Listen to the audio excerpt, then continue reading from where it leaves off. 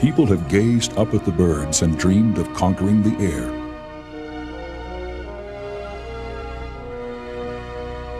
Of freeing themselves from the natural limits that bind them to the earth.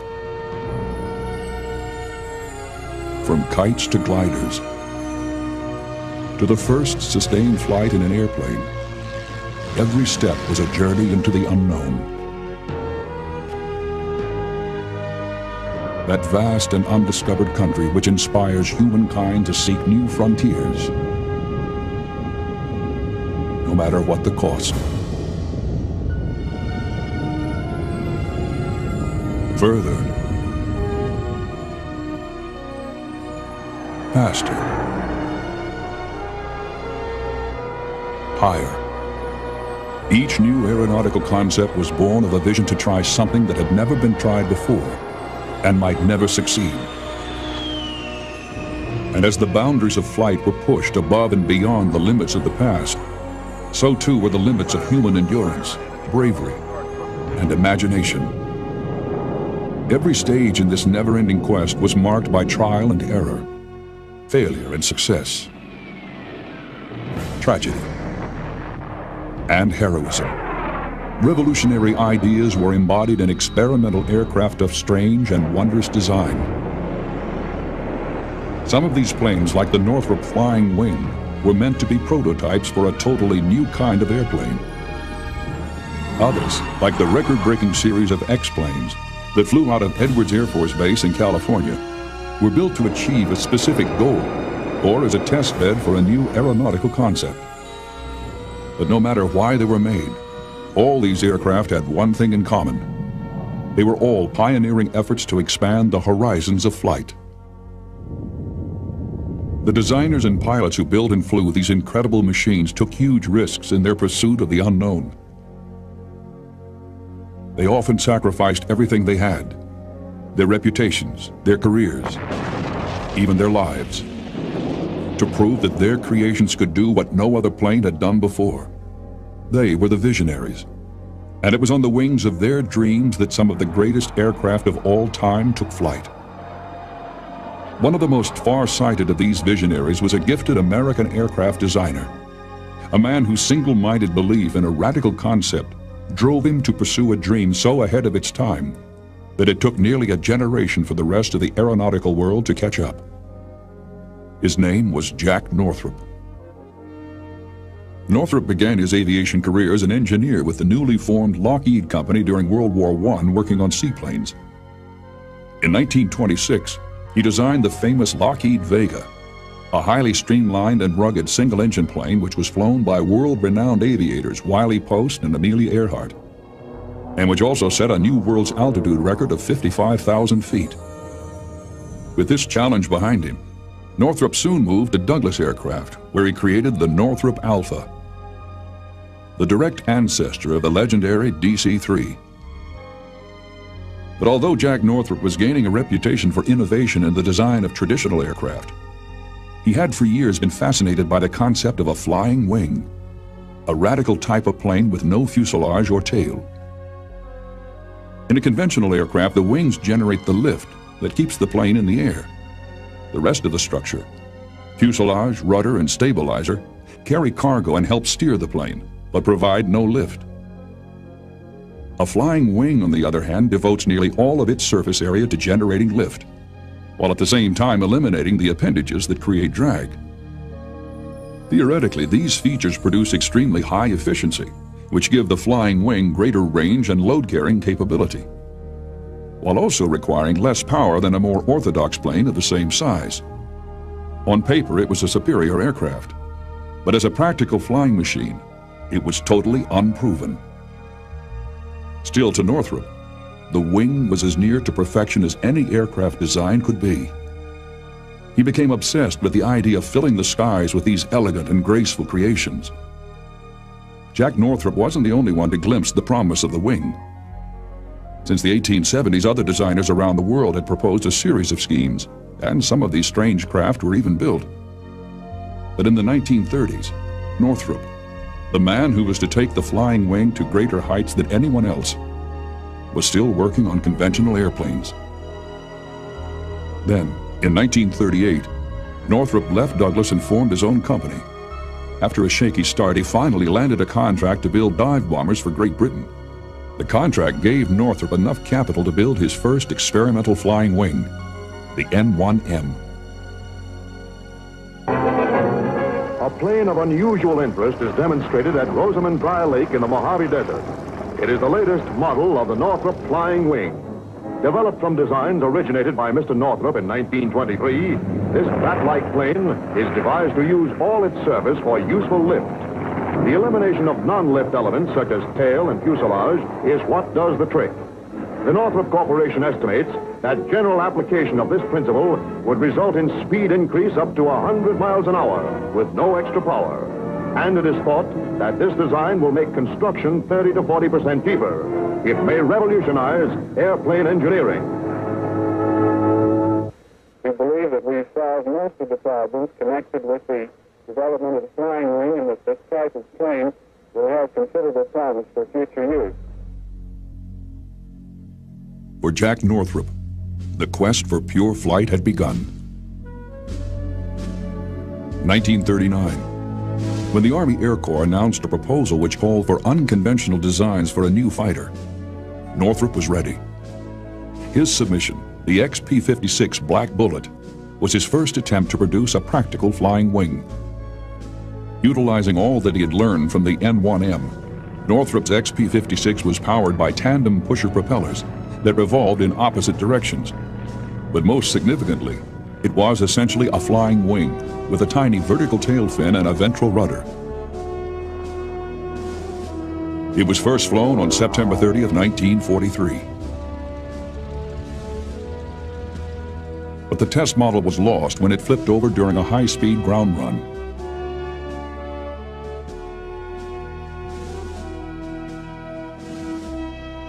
Though a highly modified second wing achieved some success, it failed to meet the military's design specifications.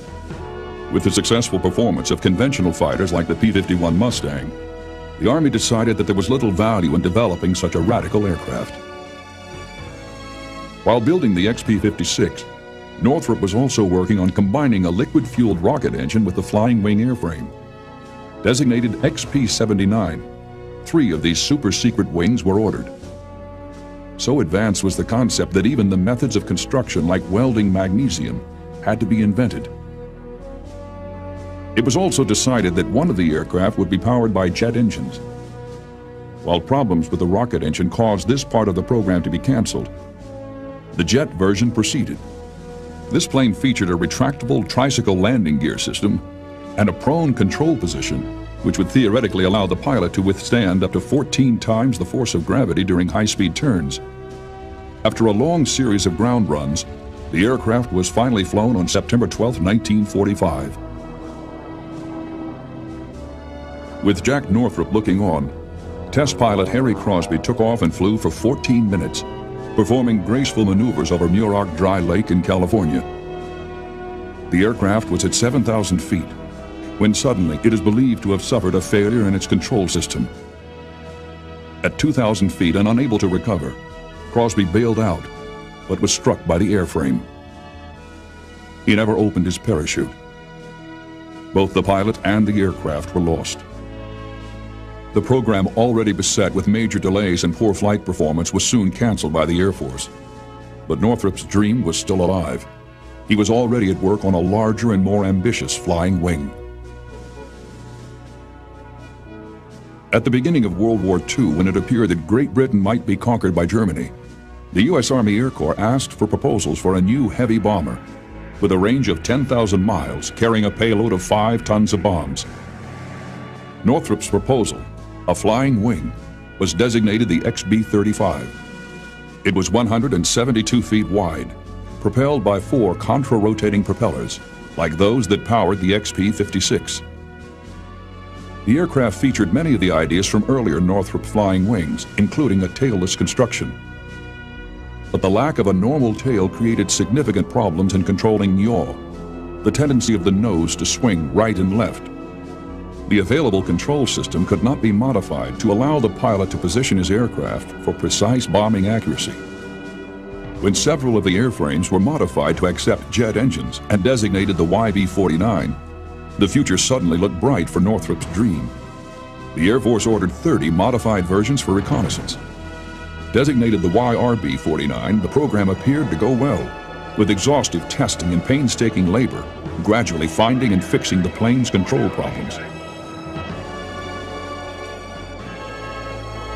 On June 5, 1948, pilot Glenn Edwards and his crew took off in one of the YB-49s for a flight to test aircraft stability. Everything apparently had gone smoothly, as Edwards radioed that he was returning to Muroc Air Base. A few minutes later, the YB-49 suffered a structural failure in one side of its wing. It disintegrated in the air, crashing just north of the town of Mojave. Everyone aboard was killed. It was a devastating setback for Northrop and his flying wings.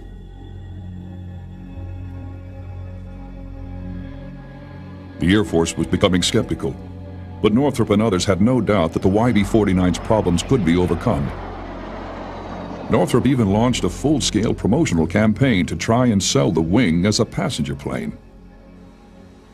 Now, a preview of the flying wing transport of tomorrow. The midsection provides ample room for 80 passengers. Spaciousness keynotes the luxurious main lounge, extending 53 feet inside the wing. And future air travelers will really see something. Through the plexiglass windows of the front wing edge, passengers have an unimpaired view of the Earth unrolling thousands of feet below. Coast-to-coast flights in 4 hours may not be too far away. The dorsal tip of the plane provides an excellent vantage point to see the world go by. Snug as bugs in their magic carpet, air travelers can look down on mere Earthlings as the double quartet of mighty turbojets whistle them through space. Despite these efforts, in November of 1949, in what is still considered a highly controversial decision with serious political overtones, the Secretary of the Air Force, Stuart Symington, not only canceled the B-49 programs in favor of the piston-engined Convair B-36, but also directed the destruction of every B-49 in existence. In the saddest moment of Jack Northrop's career, he was forced to order his workers to cut up the extraordinary aircraft for which he had worked so long and hard, and sell the pieces for scrap. 30 years of effort had amounted to nothing more than a dusty heap of aluminum in the desert.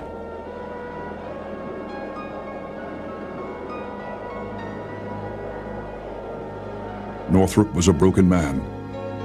Feeling personally responsible for the failure of the wing, he resigned from his company in November of 1952. Jack Northrop never worked in aviation again. As Northrop's quest to expand the frontiers of flight appeared to be ending, another series of pioneering efforts was just getting underway. Ironically, the focal point of these record-breaking flights was the very same airbase where the XB-49 carrying Glenn Edwards had crashed. It was here at Muroc, later renamed Edwards Air Force Base in Glenn Edwards' honor, that some of the most advanced planes ever created shattered more barriers in a briefer span than at any previous time in the history of aviation.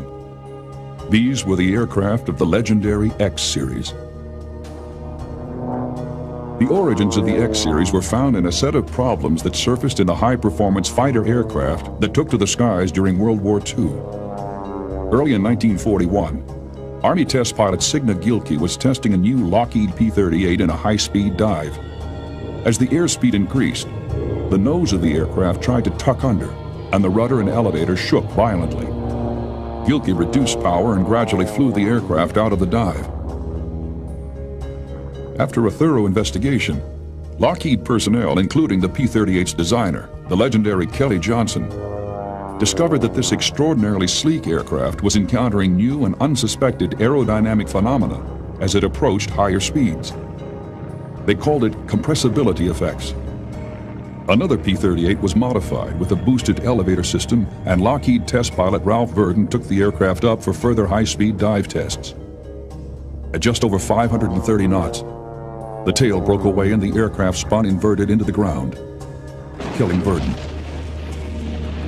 the P-38 and other high-performance fighters of the time were encountering what would become known as the transonic range, where the air passing over the wing can exceed the speed of sound. As this air mixes with the slower subsonic air passing under the wing, it creates turbulence which acts upon the tail surfaces of the aircraft, causing the controls to respond unpredictably. In many cases, it took the pilot's full strength just to keep the controls from moving by themselves. Sometimes, aerodynamic forces in the transonic range could cause the tail of the aircraft to fail. This is what happened to Virden's P-38. As aircraft speeds increased during the 1940s, compressibility effects became more and more of a problem. The severe buffeting which beset planes as they inched closer to the speed of sound, or Mach 1, convinced some investigators that there was an actual sound barrier. But what was the sound barrier? Speculation grew wide and fanciful. Some theorists suggested it was an invisible wall in the sky into which aircraft would crash.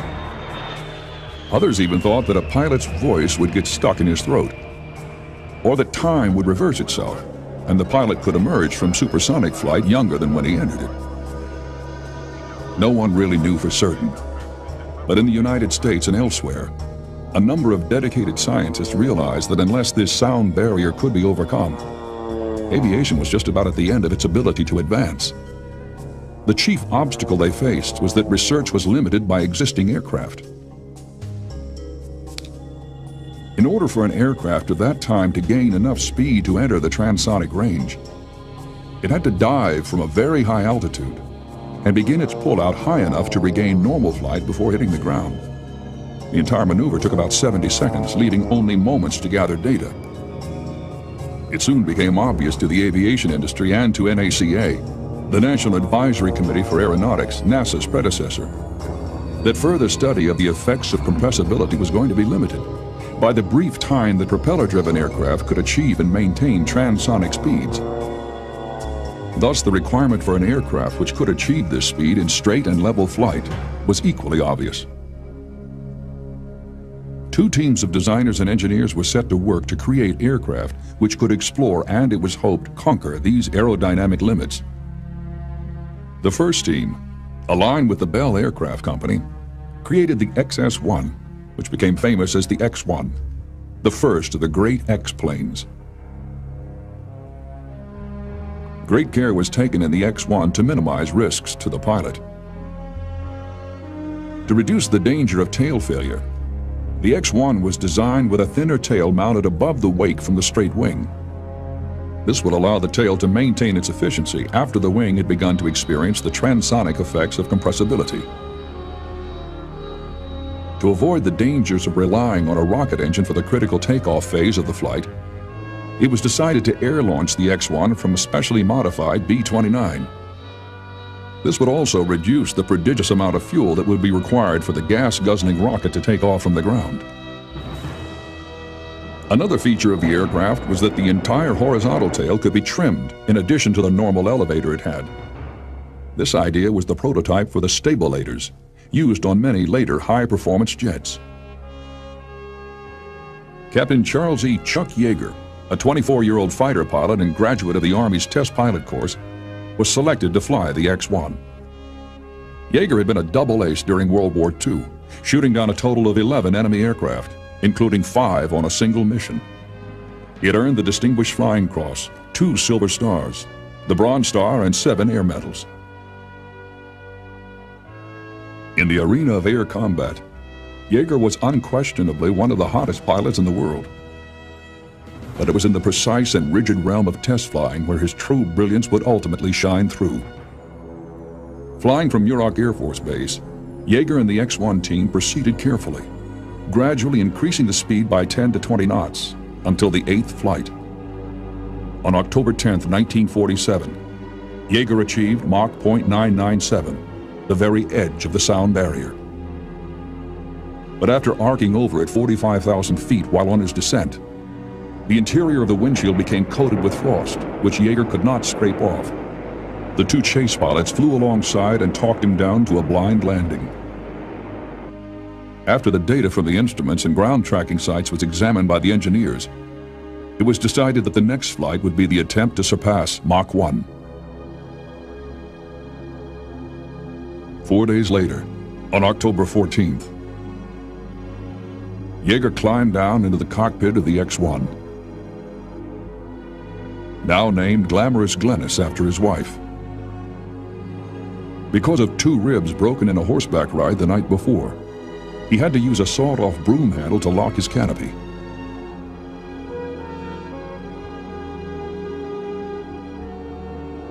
Then Yeager began his checklist.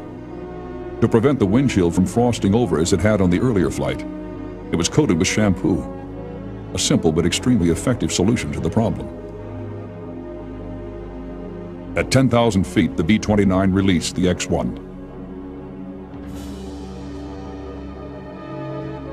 Yeager lit off the 4-chamber rocket motor, accelerated and climbed away. During the climb, Yeager tested control response as the speed crept toward Mach 1, a speed of sound. Shutting down 2 chambers of the rocket motor, he felt only light buffeting and control instability, all of which were easily handled with the stabilizer. The X-1's design to overcome compressibility was working.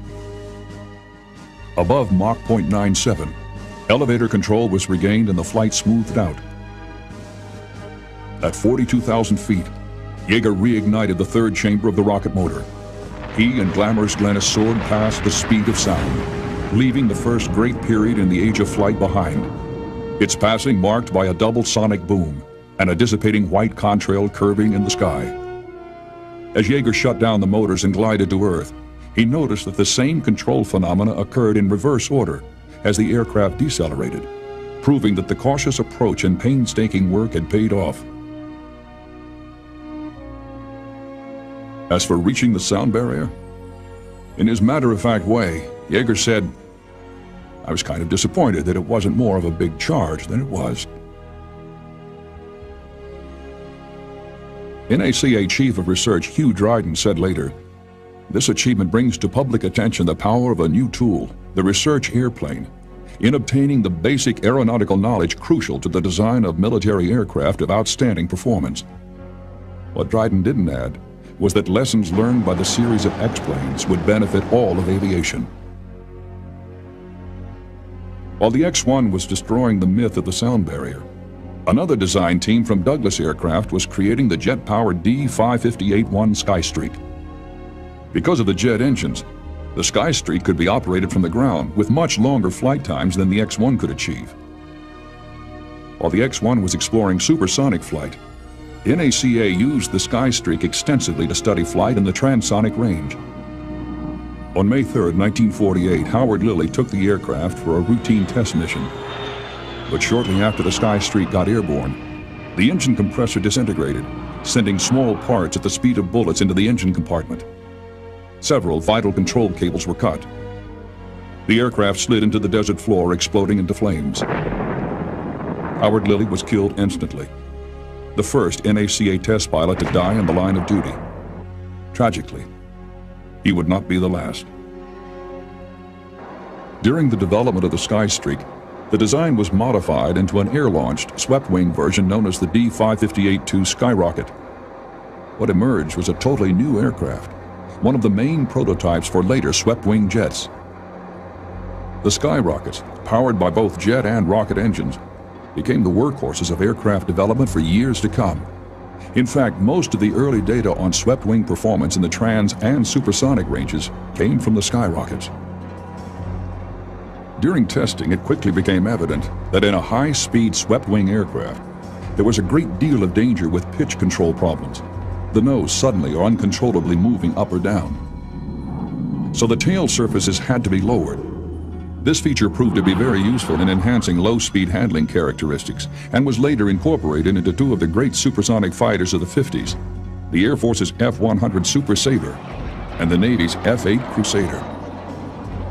A second model Skyrocket was modified by removing the jet engine and increasing the fuel capacity of the rocket engine. On one of these tests, the pilot, Bill Bridgman of Douglas Aircraft, saw his fuel pressure drop with about a minute to go before launch and called for an abort, shutting down his systems as he did. But no one heard his transmission. As the chase plane pilot counted down to the drop, Bridgman frantically tried to turn everything back on. The aircraft was released, and as it was dropping like a stone toward the ground, he finally got the engine to light. Flying on through a now uneventful mission, Bridgman entered Edwards Air Force Base legend by transmitting, "Damn it, George, I told you not to drop me." In June of 1950, a new test pilot joined the program. Scott Crossfield had begun flying just before the outbreak of World War II and was an engineering student at the time of Pearl Harbor. Fed up with the slow pace of the Army's flight training program, Crossfield transferred to the Navy and finished the war as an F-6 Hellcat pilot aboard the light carrier USS Langley. After the war, he returned to school, earning his master's degree in aeronautical engineering and joining NACA the same month. Crossfield was almost immediately checked out in the X-1. His amazing skills and legendary calm were evident on his first mission. Before the flight, the ground crew had set the stabilizer incorrectly. As the X-1 dropped away from the B-29 launch aircraft, it pitched up, stalled, and rolled onto its back. Crossfield recovered the X-1, rolling it back upright and readjusted the stabilizer. While the amazed chase pilot watched, he lit off the rocket engine and continued the mission. Later, transferring to the Skyrocket program, his superb skills were displayed even further. On November 20th, 1953, Crossfield in the Skyrocket became the first pilot to surpass Mach 2. The Skyrocket program continued until 1957, each flight gaining another piece of knowledge and pushing the experimental frontier just a little further. No one was ever hurt in the Skyrocket project. And although Yeager and the X-1 became more famous, the Skyrocket, with its swept-wing design, had the most long-term influence, serving as one of the main forerunners of the swept-wing jets that followed. Appropriately, these two great aircraft rest next to one another in the Smithsonian. Yeager and the X-1 team weren't about to sit still while the Skyrocket broke all their records. A new version of the X-1, the X-1A, was built specifically to match the speeds attained by their rivals. In December 1953, with Chuck Yeager again in the cockpit, the X-1A was launched for an attempt at Mach 2. It was feared that there might be some control problems at such a high speed, but everything appeared normal as the X-1A soared past the Skyrocket's record. Suddenly, at 70,000 feet, the aircraft snapped into a vicious roll, tumbling out of control so violently that Yeager's helmet slammed against the canopy, cracking it. Passing 40,000 feet, the aircraft entered an inverted spin. At 29,000 feet, Yeager gradually recovered control and landed safely. Thoroughly beaten up and sounding groggy, Yeager radioed that if he had had an ejection seat, he would have gotten out. Incredible as it may seem, an ejection seat was simply not considered important. But after Yeager's near disaster, ejection seats were quickly adopted for all X-1s.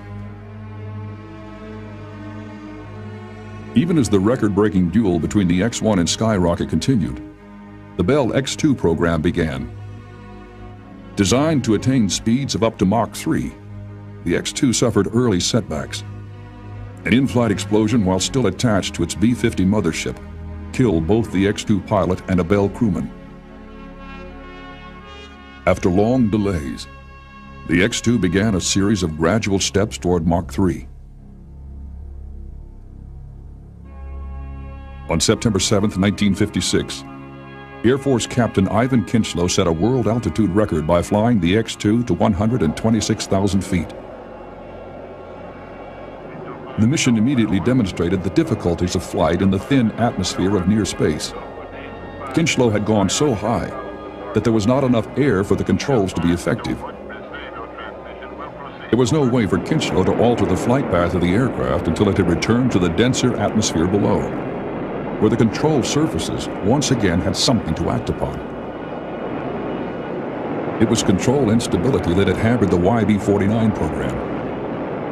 And as speeds increased, engineers and pilots knew, especially after Yeager's wild ride in the X-1A, that the X-planes were going farther and farther away from whatever safe margins were left. Closer and closer to the point where control of the aircraft would become impossible. The ever faster aircraft being built revealed dangerous tendencies in flight, each of which had to be explored and corrected before the next step could be attempted.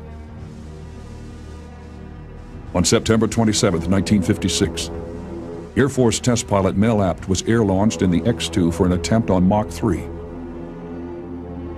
Test data showed there was a significant danger of loss of control beyond Mach 3.2. Apt was cautioned to slow down quickly if he encountered any control difficulties and to avoid any abrupt control movements near Mach 2.7. The first part of the flight went flawlessly, with Apt and the X-2 reaching Mach 3.2 at 65,000 feet. It will never be known exactly what happened next, but while still above Mach 3, as Apt began a sharp turn back toward Edwards, the X-2 began a series of diverging rolls and then tumbled out of control, ending up in an inverted spin with Apt unconscious in the seat. Apt gradually came to, and realizing that he could not regain control, jettisoned the forward section of the aircraft, which formed an escape capsule. The capsule pitched downward, fouling the drogue parachute. Apt was just attempting to bail out of the capsule when it smashed into the ground, killing him instantly. These problems of roll divergence, which caused the aircraft to tumble out of control, continued, as did the efforts to solve them in the X-2. But it was the X-3 Flying Stiletto which gave the greatest clues to their solution. The X-3 had been built to achieve sustained jet flight at Mach 2. Its needle-like profile and small, thin, low aspect ratio wings gave it the most highly refined supersonic airframe of its day, as well as making it one of the most radical-looking planes ever built. But the engines originally planned for the X-3 grew too large to fit in its rakish fuselage, and substitute engines limited the X-3 to transonic speeds only. Yet despite this disappointment, the program produced valuable research data. On one X-3 test flight, pilot Joe Walker was doing some simple roll maneuvers just below Mach 1 when the aircraft began to diverge, its nose pitching and yawing without controlled inputs. Walker recovered and decided to try it again. But the second time, at a speed above Mach 1, the aircraft nearly crashed. Since the X-planes carried all varieties of instrumentation, the engineers on the ground used the data they gathered to discover the reasons for the problems, then issued guidelines to prevent subsequent incidents. Much of this information was immediately given to the Air Force for applications in its fighter aircraft programs, which were then experiencing losses due to out-of-control situations. Although the X-3 never achieved the speeds for which it had been designed, it still provided important information that expanded the boundaries of aeronautical knowledge. Some of its advanced design features also had far-reaching influence. Data gathered on the X-3's wing design was later incorporated in the F-104 Starfighter, the main NATO interceptor for years.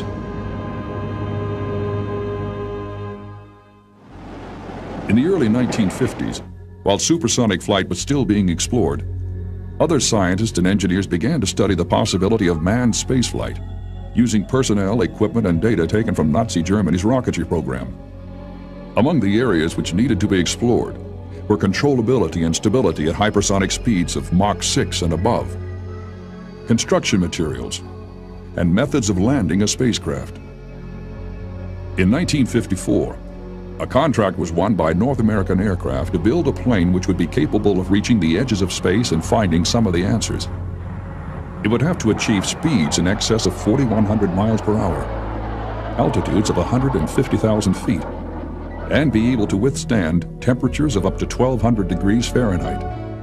In other words, its designers needed to come up with a plane that could withstand the heat of a blast furnace while flying over 28 miles high and traveling more than twice as fast as a bullet fired from a high-powered rifle. The new aircraft, named the X-15, was so advanced that even the airspace ranges needed to test it had to be created. Full pilot pressure suits and an ejection system capable of getting the pilot out unharmed at 4 times the speed of sound had to be developed.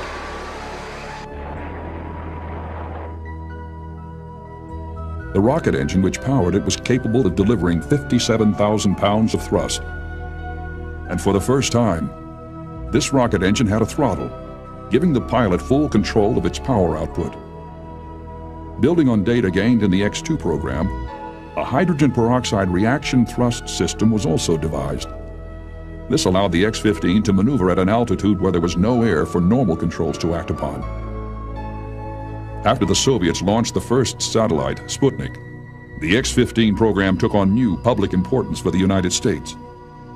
It was as if the reputation of the entire nation rested on the success of the X-15, at least until NASA could get American satellites into orbit. Yet despite the incredible care which the design was given, the early stages of the X-15's flight test program were not without incident. July 8, 1955. On its first test flight, the X-15 began to porpoise almost uncontrollably. Fortunately, pilot Scott Crossfield was able to time the porpoising perfectly, touching down between oscillations so that the aircraft wouldn't cartwheel down the runway. Later, Crossfield was again in the cockpit during a ground test of the rocket engine. At first, everything went according to plan. Then, Valve malfunction. Throttle off. Reset.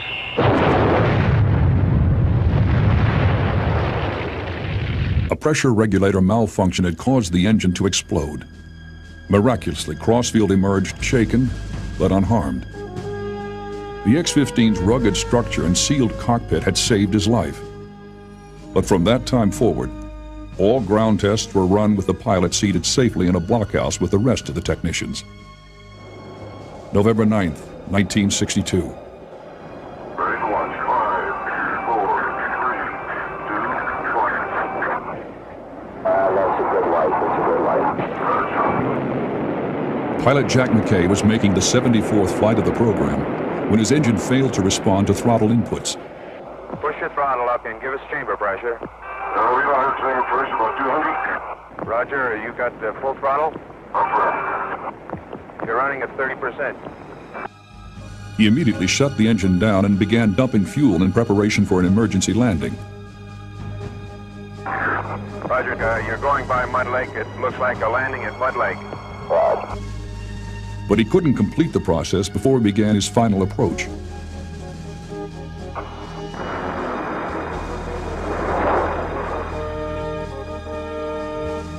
The extra weight of the excess fuel on board had caused the main landing gear to collapse. McKay survived the accident, but he suffered a serious spinal injury that forced him into early retirement. Despite these setbacks, the X-15 was a spectacular success, attaining speeds of Mach 6 and altitudes of more than 350,000 feet, or 66 miles. It proved that people could fly out of the Earth's atmosphere, maneuver an aircraft with a control system of reaction thrusters, then re-enter the atmosphere and fly, again with aerodynamic controls, to a safe landing. Even the heat-absorbing coatings which later spacecraft used for re-entry were first tested on the X-15. The X-15 program has been described as the most successful flight research program of all time. The data gathered on its 199 flights produced over 750 research papers and reports. And the advances it made helped pave the way for the routine use of space. But all good things eventually come to an end. Having fulfilled or surpassed almost all of its design goals, on December 12, 1968, the X-15 made its last flight.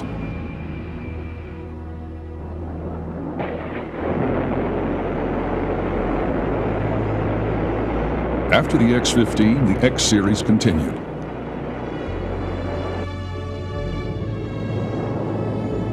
As did the quest for new frontiers of flight around the world. And as aeronautical technology advanced, it finally caught up with the dream Jack Northrop had pursued so relentlessly almost a generation before. April 1980. Jack Northrop, 84 years old and in failing health, was invited to visit the company that still bore his name. It had been almost 30 years since the crash of the flying wing that killed Glenn Edwards. In a conference room with senior company officials looking on, Northrop was given a model of a new flying wing. the first B-2 stealth bomber. It was a shape derived from his beautiful YB-49. The advent of computer-augmented control systems had solved the wing's stability problems, making the design practical. It was a triumph for Northrop's dreams and all the efforts for which he had sacrificed so many years before. As he gazed misty-eyed at the model, Northrop said, "Now I know why God has kept me alive." After 40 years, aviation had finally caught up with the vision of Jack Northrop and discovered that he had been right all along.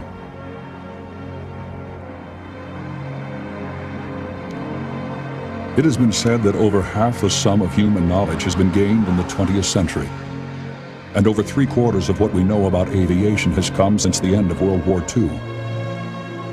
In this vast expansion of our horizons, pioneers like Jack Northrop, Chuck Yeager, and Scott Crossfield led the way.